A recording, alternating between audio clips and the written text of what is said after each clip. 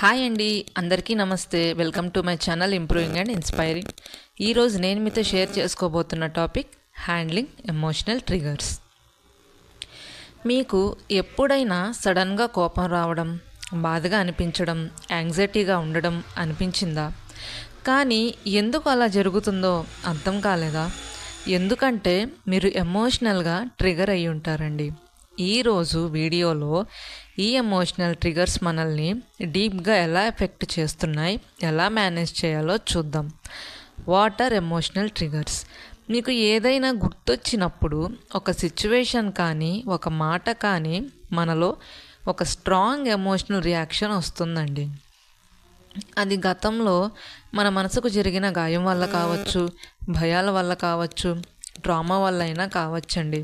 For example, మనల్ని ఎవరైనా criticise చేస్తే చిన్నప్పటి నుండి కాన్స్టెంట్ జడ్జిమెంట్ చేసిన వాళ్ళు ట్రిగర్ అవుతారండి.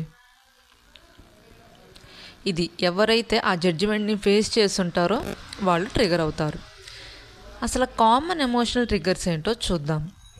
ఇతరులతో కంపేర్ చేయడం, ఒక సిచ్యువేషన్ మీద కంట్రోల్ కోల్పోవడం, ఫెయిల్యూర్ని ఫేస్ చేయడం, మిస్అండర్స్టాండ్ చేసుకోవడం, మనల్ని రిజెక్ట్ చేసినట్టు ఫీల్ అవ్వడం. How to identify your triggers? అసలు మీ ట్రిగర్స్ని ఎలా ఐడెంటిఫై చేయాలో చూద్దాం. ఫస్ట్ వాటిని రికగ్నైజ్ చేయాలండి. అవి ఎలాంటివంటే సడన్గా మూడ్ చేంజెస్ రావడం, కొంతమందితో ఉన్న కొన్ని సిచ్యువేషన్స్ ఫేస్ చేసిన అప్సెట్ అవ్వడం, మనకు ఏదైనా ఫిజికల్ రియాక్షన్స్ వచ్చినప్పుడు లైక్ షేకింగ్, హార్ట్ రేట్ పెరగడం, ఇలాంటివన్నీ మనకున్న ట్రిగర్స్ అండి. ఇప్పుడు ఆ ట్రిగర్స్ ఎలా హ్యాండిల్ చేయొచ్చో చూద్దాం. ఫస్ట్ అండ్ ఫార్మోస్ట్ స్టెప్ వచ్చేసి రికగ్నైజ్ ద ట్రిగర్.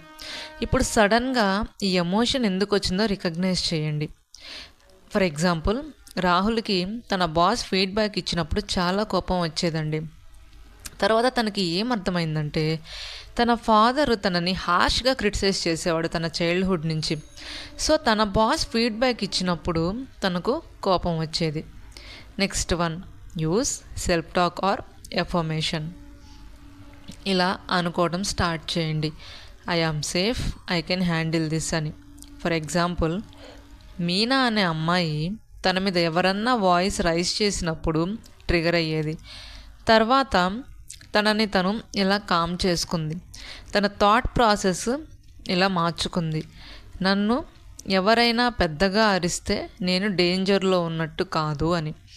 ఇంకొక ఎగ్జాంపుల్, సడన్గా ఎవరైనా అరిస్తే ఒక అమ్మాయికి తను నోట్లో నుంచి మాట వచ్చేది కాదండి.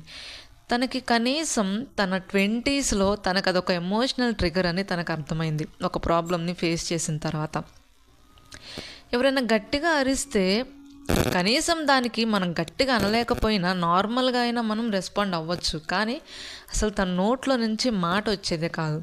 తను ఎప్పుడైతే తన పర్సనల్ గ్రోత్ మీద ఫోకస్ చేసి అర్థం చేసుకుందో ఆ సిచ్యువేషన్ వచ్చినప్పుడు చిన్నగా హ్యాండిల్ చేయటం నేర్చుకుంది.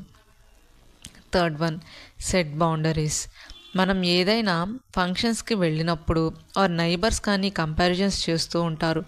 అప్పుడు మనం ఇలా చెప్పడానికి ట్రై చేయాలండి, మన కాన్వర్జేషన్స్లో కంపారిజన్స్ అవాయిడ్ చేస్తే బాగుంటుంది అని. లేదు, మన పర్సనల్ ప్రాబ్లమ్స్ గురించి ఎవరైనా అడుగుతున్నారు, మనం కంఫర్టబుల్గా ఫీల్ అవ్వట్లేదు, దానికి మనం నో చెప్పడంలో తప్పేం లేదండి. ఈ టాపిక్ కాకుండా ఇంకేదైనా డిస్కస్ చేసుకుందామా, నాకు దాని గురించి మాట్లాడటం ఇష్టం లేదు అని చెప్పేయండి. ఫస్ట్ చెప్పడానికి కొంచెం కష్టంగా ఉంటుంది, వాళ్ళు ఏమనుకుంటారో అని. వాళ్ళు ఏమనుకుంటారో అనుకునే కంటే ఫస్ట్ మనం ఆ పెయిన్ తీసుకోవాలి కదా. నిదానంగా చెప్పండి, వాయిస్ రైజ్ చేయాల్సిన పని ఏం లేదు. నా వీడియోస్ కనుక మీకు నచ్చినట్లయితే please like, share and subscribe to my channel improving and inspiring. Bye.